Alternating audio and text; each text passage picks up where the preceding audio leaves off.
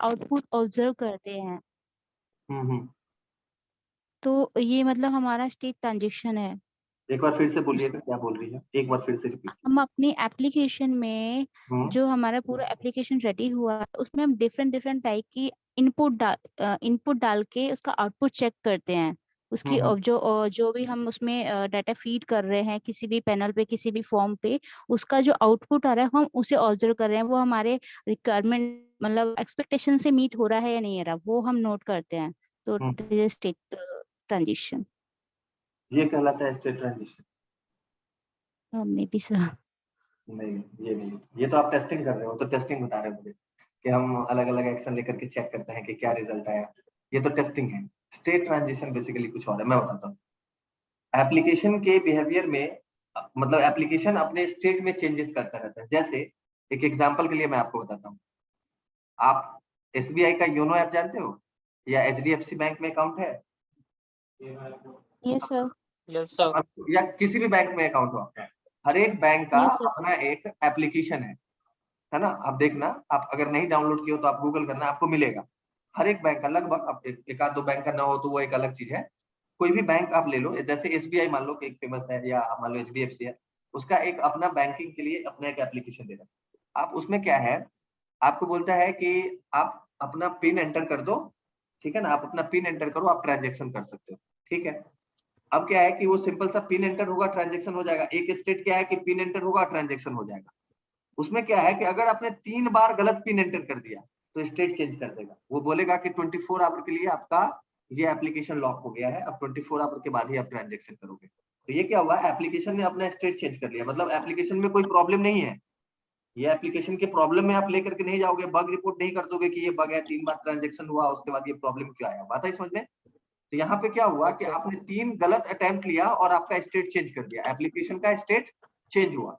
तो क्या होता है बेसिकली, बहुत सारे एप्लीकेशन ऐसे होते हैं जिसमें टाइम टू टाइम स्टेट्स उसके बदलते रहते हैं। और मोस्ट ऑफ केस में ये किस टाइप के एप्लीकेशन में मिलेगा, जिसमें पैसों का लेन देन हो रहा होगा। आप देखिएगा, आप कोई भी उठा लो, आप जैसे आप उठा लो ज़ेरोधा, जानते हो? ज़ेरोधा एप्लीकेशन है जिससे हम यस सर। स्टॉक मार्केट में स्टॉक एक्सचेंज में हम पैसा इन्वेस्ट करते हैं। आप उस पे जाना और यस पिन सर। गलत करना बार बार, आपको कुछ देर के बाद वो ब्लॉक कर देगा, बोलेगा ब्लॉक कर देता। 24 घंटे के लिए आप ब्लॉक हो गए। आप एक काम करो, वो तो छोड़ो, फोन पे गूगल पे यूज कर रहे हो ना, आप जाना और बार बार अपना यूपीआई गलत करना,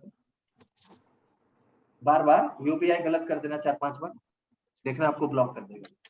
इवन की कभी कभी तो वो बोलेगा कि आप बैंक जाओ और बैंक से इसका वो करके आओ, केवाईसी कराओ और ये क्लियर मतलब क्लैरिफिकेशन दे करके आओ कि तुम ये गलती तुमसे हुआ है। बात है समझ में?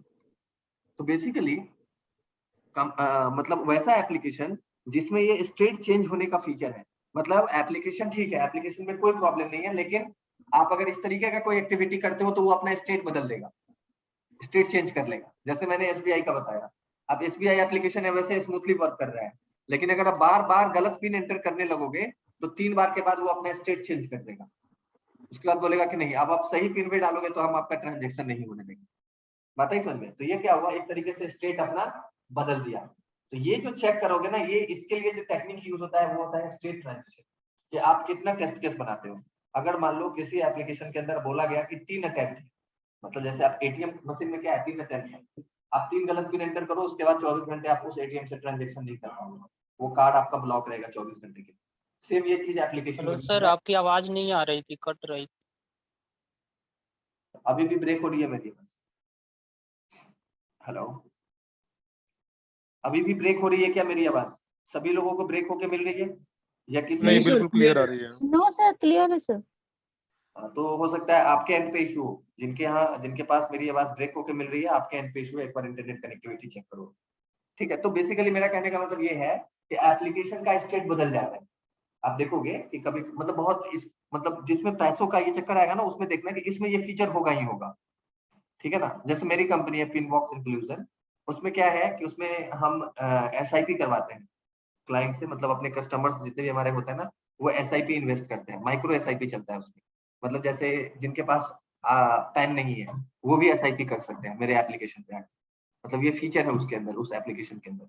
तो उसमें भी अटेम्प्ट कि कोई अगर लॉगिन करने जाएगा तो 6 अटेम्प्ट के बाद अगर 6 अटेम्प्ट तक वो बार बार गलत डाल रहा है तो हम उसके बाद उसको ब्लॉक कर देते हैं। और उसको ब्लॉक वैसा ब्लॉक नहीं करते हैं, ब्लॉक वो जब तक आप एडमिन को फोन नहीं करेगा, मतलब हमारे हेल्पलाइन नंबर पे फोन नहीं करेगा, तब तक वो आप खोल नहीं सकता है। मतलब अगर 10 दिन कॉल नहीं करेगा तो 10 दिन के लिए उसका एप्लीकेशन हम ब्लॉक करके रखेंगे। बात है समझ में? तो ये सब होता है अटेम्प्ट, मतलब कि हमारा एप्लीकेशन का एक स्टेट तो ये है कि आप सब कुछ सही सही डालते रहिए, एप्लीकेशन चलता रहेगा, कोई दिक्कत नहीं है।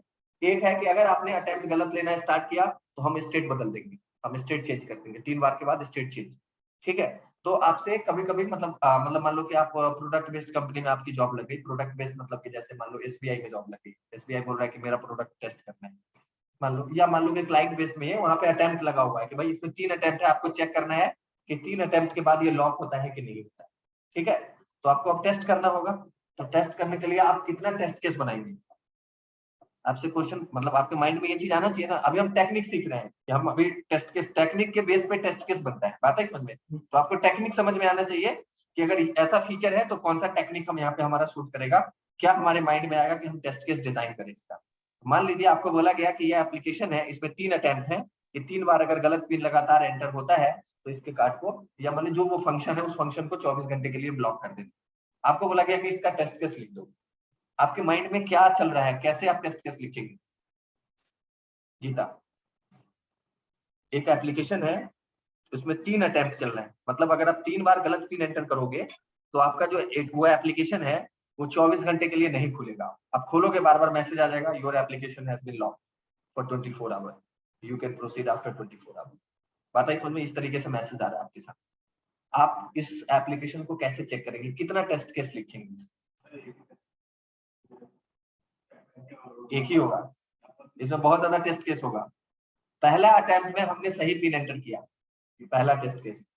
पहला अटेम्प्ट में हमने गलत पिन एंटर कर दिया, दूसरा टेस्ट केस। दूसरा अटेम्प्ट मतलब आपने जो दूसरा टेस्ट केस चलाया गलत पिन एंटर करके, तो क्या आपके सामने दूसरा अटेम्प्ट ओपन हुआ कि नहीं हुआ?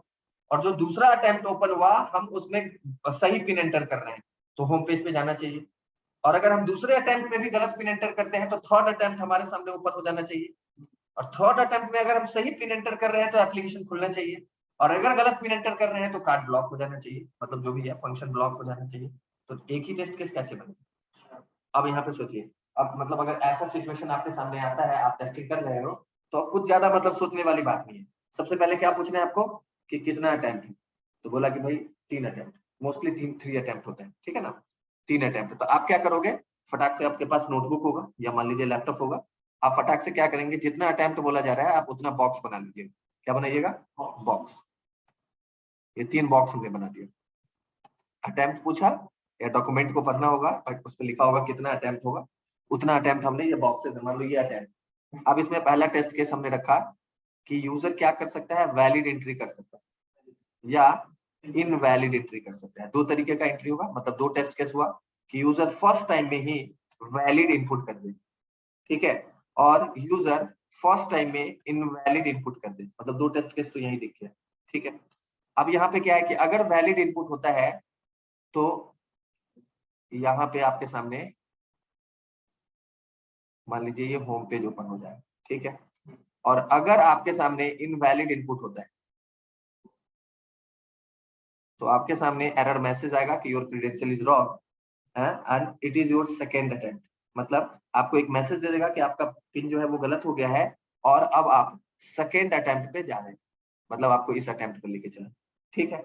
अब यहाँ पे क्या हुआ कि सेकेंड अटेम्प्ट पे भी आप 2 चीजें कर सकते हो, एक वैलिड इनपुट जा सकता है और एक इनवैलिड इनपुट जा सकता है।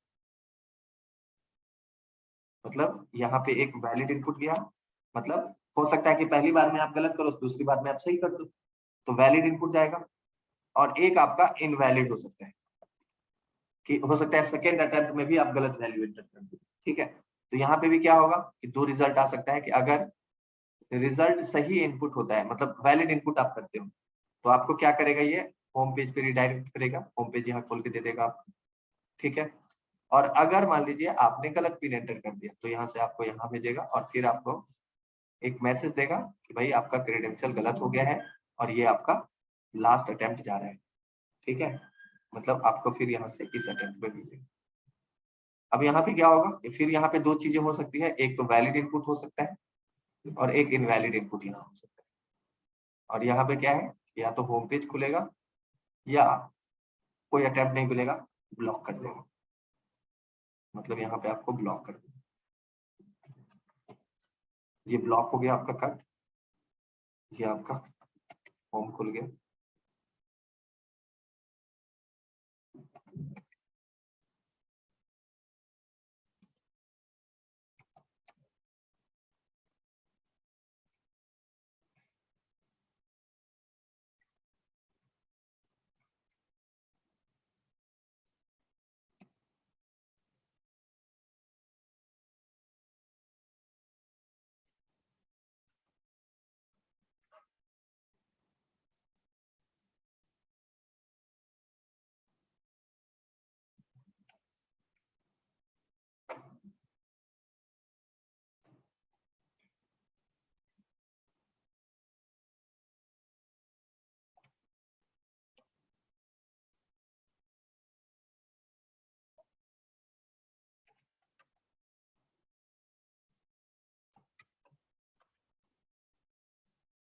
ठीक है, क्या करना है आपको, मतलब जैसे ही अटेम्प्ट का चक्कर आता है, मतलब स्टेट्स की बात करता है इंटरव्यूअर की, मान लो कि तीन अटेम्प्ट लेना है, 4 अटेम्प्ट लेना है, तो सबसे पहले आपके सामने, मतलब आपके माइंड में ये इमेज बन जाना चाहिए कि इस तरीके से होगा। पहले अटेम्प्ट में इनपुट सही हो जाए, ठीक है, ये टेस्ट केस होगा।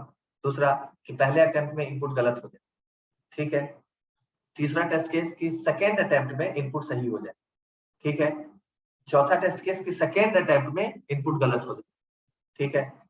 थर्ड अटेम्प्ट में इनपुट सही हो जाए, और थर्ड अटेम्प्ट में इनपुट गलत हो जाए। बात है समझ में? तो यहाँ पे क्या हो रहा है, टोटल कितने टेस्ट केसेस बन रहे हैं, 2 2 4 2 6, टोटल 6 टेस्ट केसेस बन रहे हैं, ठीक है। और हर एक अटेम्प्ट को आप प्रॉपर चेक भी कर लीजिए, ठीक है। कार्ड ब्लॉक हुआ, मतलब फंक्शनैलिटी ब्लॉक हुआ कि नहीं हुआ, ये भी पता चलता है आप अगर इतना टेस्ट केस चला देते।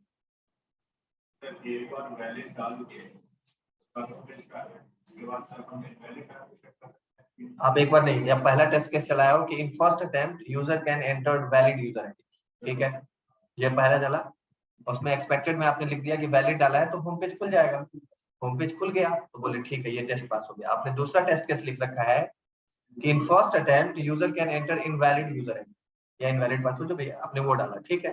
तो आपने एक्सपेक्टेड में लिख दिया कि show error message and give second attempt, मतलब आपको नया अटेम्प्ट दे दिया जाएगा और एरर मैसेज आ जाएगा। अगर ऐसा आ गया, ऐसा आया, ठीक है, मतलब ये टेस्ट केस आपका पास, ठीक है। अब आइए सेकेंड, मतलब third test case, in second attempt user enter a valid user ID. तो यहाँ पे जो स्टेप होगा उसमें पहला अटेम्प्ट गलत करना होगा, एरर मैसेज आएगा, दूसरे स्टेप पे जाकर के वैलिड इनपुट करके चेक करना होगा कि होम पेज खुल जाएगा, ठीक है। इन second attempt user can enter invalid user ID. अब यहाँ पे क्या होगा, यूजर फर्स्ट अटेम्प्ट में गलत इनपुट करेगा, सेकेंड अटेम्प्ट में गलत इनपुट करेगा, तो यहाँ भी चेक हो जाएगा कि हाँ यहाँ पे ये प्रॉपर काम किया। अब मान लीजिए ये आप चेक नहीं करोगे तो हो सकता है कि सेकंड अटेम्प्ट में ही उसके फंक्शनैलिटी को ब्लॉक कर दे, ये तो हो सकता है ना कि थर्ड अटेम्प्ट दिया ही नहीं, उससे पहले ही ब्लॉक मार के हटा दी, पता ही समझ में। तो यहाँ पे आपको ये प्रॉपर टेस्ट केस जो यहाँ बना है ना, ये आपको प्रॉपर अपने माइंड में, आपके माइंड में ये चीज आना चाहिए कि हम क्या क्या डेटा डाल के चेक करेंगे। गीता समझ में नहीं आया? अच्छा, अब किस किस को समझ में नहीं आया ये बताइए, समझ में आया सर आपको? सर आपने एक फॉर्मूला बताया था, उसके अकॉर्डिंग। अरे हम लोग डिसीजन टेबल में बताया, यहाँ थोड़ी बताया, मैं यहाँ कहाँ पे फॉर्मूला भी बोल। हेलो, आपकी आवाज ब्रेक हो गई बीच में, मैं नहीं समझ रहा हूँ आप क्या बोल रहे हैं। वो तो डिसीजन टेबल में बताया हो ना, यहाँ थोड़ी बताया। यहाँ बहुत सिंपल सा चीज है, जितना अटेम्प्ट आप सबसे पहले वो बना लो, इतना अटेम्प्ट है, हर एक अटेम्प्ट में 2 इनपुट होगा, या तो वैलिड होगा या इनवैलिड होगा, तो समय लगा दो, invalid invalid valid invalid valid, तीनों अटेम्प्ट में लगा दो। अब वैलिड होगा होम पेज खुल जाएगा, इनवैलिड होगा एरर मैसेज देगा और अटेम्प्ट खोल देगा, और जब ये तीसरी लास्ट अटेम्प्ट होगा तो आपके सामने एरर मैसेज आके आएगा कि आपका ब्लॉक हो गया। अब अटेम्प्ट आप, तो ये सिंपल सा फंडा है, इसमें कुछ ऐसा है नहीं कि मतलब बहुत बड़ा। आप क्या बोल रहे हो मैं नहीं समझ पाया हूँ, अगर आप फिर से रिपीट कर दो। मेरा इंटरनेट चला गया था, so I could not complete. So I was saying आपने एक फॉर्मूला बताया था 2 का क्यूब रूट, जो डिसीजन टेबल में आपने बताया था। हम डिसीजन टेबल का सारे टेस्ट केसेस पे ही अप्लाई करते हैं, तो उसके अकॉर्डिंग तो इस पे शायद 2 का क्यूब रूट होना चाहिए, 8 केसेस होना चाहिए, and you said it will be 6 cases. So I need to know the difference between these two. आप यहाँ पे बोल रहे हो कि डिसीजन टेबल लगा देंगे अगर 2 कंडीशंस है तो। सर डिसीजन टेबल तो कंडीशंस पे लगता है ना, अगर 2 कंडीशन वो तो अलग चीज हो गई। अब यहाँ पे आप एक चीज देखो, आप जो बोल रहे हो ये गलत फॉर्मूला ही गलत बोल रहे हो। 2 का पावर क्यों बोल रहे हो? 2 का पावर नंबर ऑफ कंडीशन बोलो। ऐसा थोड़ी है कि हर एक बार 3 ही कंडीशन होगा। कंडीशन अगर 4 हो गया तो, कंडीशन 5 हो गया तो, कंडीशन 1 हो गया तो, बताइए। सर आपने कहा ना 3 केसेस है, इसलिए 3। तो यहाँ अच्छा, यहाँ अटेम्प्ट केसेस 3 कहाँ बन रहे हैं? यहाँ अटेम्प्ट 3 है, यहाँ पे अटेम्प्ट 3 है, यहाँ पे केसेस नहीं है वो, ये तो अटेम्प्ट है ना। पता नहीं समझ। जी ये अटेम्प्ट है, यहाँ केसेस कंडीशंस नहीं है वो। एक कंडीशन ये है, दूसरा कंडीशन, यहाँ कंडीशंस की बात ही नहीं, यहाँ अटेम्प्ट की बात है ना। यहाँ वो चीज सूट नहीं करेगा जो चीज आप बोल रहे हैं। अगर मान लीजिए ये सूट करता वहां पे, तब तो क्या जरूरत था स्टेट ट्रांजिशन टॉपिक का? सब बोलते कि डिसीजन टेबल से कर नहीं। हेलो यस सर, इसमें अटेम्प्ट पता होना चाहिए कि कितना अटेम्प्ट है, तभी टेस्ट केसेस बता पाएंगे। अरे तो इस पिक्चर से आप लिखोगे, मान लो आपको मैं बोलता हूँ कि इस पिक्चर के बेस पे टेस्ट केस बनाओ, तो टेस्ट केस नहीं बना देंगे इस पिक्चर के? वो तो बना, अगर हमको कोई बोलता है कि इसका टेस्ट है तो हमको पहले पता होना चाहिए ना कितना अटेम्प्ट है। हाँ तो ये तो आप पूछोगे ना कि कितना अटेम्प्ट है। आपको अगर अटेम्प्ट ही नहीं पता है तो आप कैसे बना दोगे टेस्ट? मान लीजिए कि कोई बोलता है कि 5 अटेम्प्ट होगा, तो हम उसके कार्ड को 3 पे ही ब्लॉक कर देंगे ना। मतलब जो भी फंक्शनलिटी हम तो 3 पे ही ब्लॉक कर देंगे। वो बोलेगा इसमें यहाँ क्यों ब्लॉक कर दिए? तो हम बोलेंगे कि 3 अटेम्प्ट हो गया, हमने ब्लॉक कर दिया। तो वो बोलेगा 5 है, तो 3 पे क्यों ब्लॉक कर रहे हो? मतलब ये और आगे चलेगा। बात है, तो अटेम्प्ट तो आपको पहले बताया जाएगा। बिना अटेम्प्ट का आप कैसे कर लोगे? कोई नहीं कर पाएगा, मैं नहीं कर पाऊंगा।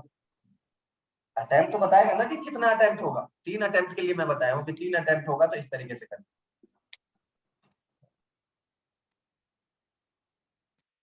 हेलो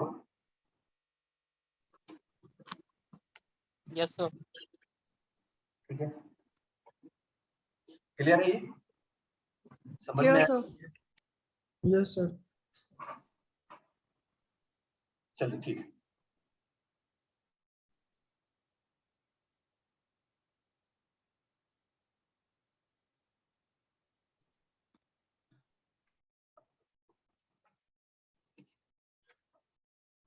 लेवल ऑफ टेस्टिंग यहाँ से समझ में आ जाएगा। ये नया टॉपिक। लेवल ऑफ टेस्टिंग क्या है? जैसे मान लो कि कोई कंपनी जब टेस्टिंग स्टार्ट करती है तो सबसे पहले कौन सा टेस्टिंग स्टार्ट? टेस्टिंग बहुत सारा है, आप गूगल करोगे तो आपको अप्रोक्स 100 टाइप का टेस्टिंग मिलेगा। वो पढ़ाऊंगा एरर गैसिंग, वो मैं पढ़ाऊंगा। लेवल ऑफ टेस्टिंग बेसिकली क्या है कि जैसे आप अगर देखोगे तो टेस्टिंग बहुत सारा है मार्केट में। Integration, smoke, sanity, regression, system, उसके बाद क्या होता है अल्फा, बीटा, मंकी, एडहॉक, बहुत टाइप की टेस्टिंग। तो आप मान लो कि आप कंपनी में काम कर रहे हैं या आप पढ़ रहे हैं, तो आपसे पूछ दिया कोई कि लेवल ऑफ टेस्टिंग क्या होता है, मतलब सॉफ्टवेयर की सबसे पहले टेस्टिंग कौन सी टेस्टिंग होती है, सबसे लास्ट में कौन सी टेस्टिंग होती है। आपसे कोई बोलेगा कि मुझे एक हायरार्की बताओ कि हम टेस्टिंग यहाँ से स्टार्ट करते हैं और यहाँ पे एंड कर देते हैं, क्या यहाँ स्टार्ट होता है और यहाँ हम एंड कर देते हैं, ये कैसे होगा? मतलब कहाँ से स्टार्ट होता है? तो देखो इन जनरल अगर बात करता है, जैसे आप इंटरव्यू में बैठे हो और आपसे सीधा सा क्वेश्चन कर दिया कि लेवल ऑफ टेस्टिंग बताइए, तो उस सिचुएशन में आपको क्या बताना है कि लेवल ऑफ टेस्टिंग में पहला टेस्टिंग होता है यूनिट टेस्टिंग, ठीक है। दूसरा टेस्टिंग होता है इंटीग्रेशन टेस्टिंग। इसके बाद होता है सिस्टम टेस्टिंग, और इसके बाद होता है regression testing, user acceptation testing, user acceptance testing, ठीक है। तो बेसिकली अगर इन जनरल बात कर रहा है कोई मेरे से, मतलब मान लो कि ऐसा ही मुझे कोई मिल गया, बोला कि अरे लेवल ऑफ टेस्टिंग बताओ, तो मैं क्या बताऊंगा, unit, integration, system and user acceptance. ठीक है, बात आ गई समझ में, ये बताना है आपको। लेकिन अगर मान लो कि हमारे क्लास में कोई एक्सपीरियंस दिखा रहा है, तो हो सकता है, ऐसा होता नहीं है जनरली, लेकिन मान लो कि कभी पूछ दिया कि अच्छा आप कैसे करते हो टेस्टिंग, ये तो ठीक है, ये तो मतलब आप गूगल करो आपको ये मिल जाए, आप कोई बुक उठा लो किसी राइटर का, लेवल ऑफ टेस्टिंग का टॉपिक देखोगे तो यही लिखा हुआ मिलेगा। लेकिन एक्सपीरियंस के बेस पे थोड़ा सा आपको अलग बताना पड़ेगा। जैसे आपसे बोलेगा ये तो मुझे पता ही है कि पहले यूनिट होता है, इंटीग्रेशन होता है, सिस्टम होता है, यूजर एक्सेप्टेंस होता है, ये बताओ आप जो करते हो टेस्टिंग अपने कंपनी में, वो कैसे करते हो, मतलब आप कहाँ से टेस्टिंग स्टार्ट करते हो, मतलब एज अ टेस्टर हम कहाँ से टेस्टिंग स्टार्ट करते हैं, ये वो पूछ रहा है कि आपको ये बताना है कि आप कैसे कैसे टेस्टिंग स्टार्ट करते हो। तो देखो ये हो गया कि जब आपसे कोई पूछता है कि लेवल ऑफ टेस्टिंग क्या है, आपको यही आंसर करना है, याद रखिएगा इस चीज को। लेकिन मान लीजिए मैं एक एक्सेप्शन केस मानता हूँ कि अगर हमारा इंटरव्यूअर जो है वो बोलता है कि नहीं, हमारा जो ये है क्या बोलते हैं, आप एक्सपीरियंस लो, तो आप ये बताओ कि आप लेवल ऑफ टेस्टिंग कैसे करते हो, मतलब आपके हिसाब से आप जो अपने कंपनी में करते हो वो टेस्टिंग कैसे होता है ये बता दो। ठीक है, तो देखो अब यहाँ पे एज अ टेस्टर हम क्या बताएंगे, सबसे पहले हम स्मोक टेस्टिंग करते हैं। क्या करते हैं, स्मोक टेस्टिंग। Smoke testing. ठीक है, इसके बाद हम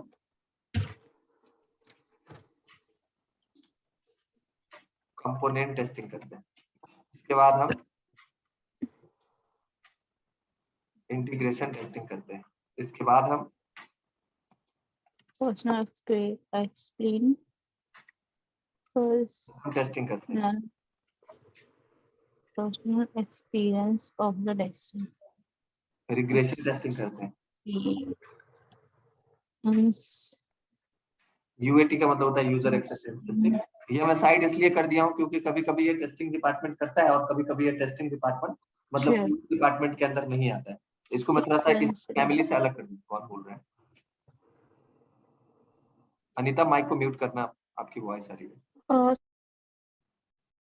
ठीक है, तो ये इसलिए अलग कर दिया हूँ क्योंकि देखो ये क्यूए डिपार्टमेंट के द्वारा टेस्टिंग किया जाता है, ये टेस्टिंग, ये जो यहाँ लिख दिया। और कभी कभी क्यूए डिपार्टमेंट में ही यूएटी कर दिया जाता है, लेकिन बहुत सारी कंपनी में यूएटी अलग से होता है, मतलब यूएटी के लिए अलग बंदा होता है। मतलब यूएटी में ऐसा समझ लो कि टेस्टर नहीं होता है, वो कंपनी का, जैसे मान लो कि कुछ मार्केटिंग का बंदा है, उसको बोला जाता है इसको टेस्ट करो, तो कोई दिक्कत दिख रहा है तुमको, बात ही समझ में। तो यूएटी कभी कभी टेस्टिंग डिपार्टमेंट से अलग कराया जाता है, मतलब टेस्टर्स नहीं होता उसमें, इसलिए मैं थोड़ा सा अलग लिख दिया। मतलब एज अ टेस्टर अगर आपसे बात करता है कि आपको 2 साल का एक्सपीरियंस है, आप कैसे कैसे टेस्टिंग करते हो, तो आप बोलोगे कि सर सबसे पहले तो हम लोग स्मोक देखते हैं, ठीक है ना, स्मोक के बाद हम कंपोनेंट चेक करवाते हैं, कंपोनेंट के बाद हम इंटीग्रेशन देखते हैं, और इंटीग्रेशन के बाद हम सिस्टम, एंड उसके बाद हमारा रिग्रेशन चलता है। ठीक है, तो हम क्यूए एनवायरनमेंट में ऐसे काम करते हैं। जो एक्सपीरियंस है, आपसे अगर क्वेश्चन पूछ दिया गया कि आप बताओ आपकी कंपनी में कैसे होता है, आप कैसे करते हैं, तो उसके लिए आपको ये रखना है कि हम अपने कंपनी में ये करते हैं, पता है क्या समझ में। लेकिन इन जनरल अगर आपसे बात कर रहा है लेवल ऑफ टेस्टिंग की, तो आप क्या बोलेंगे, unit, integration, system and user acceptance.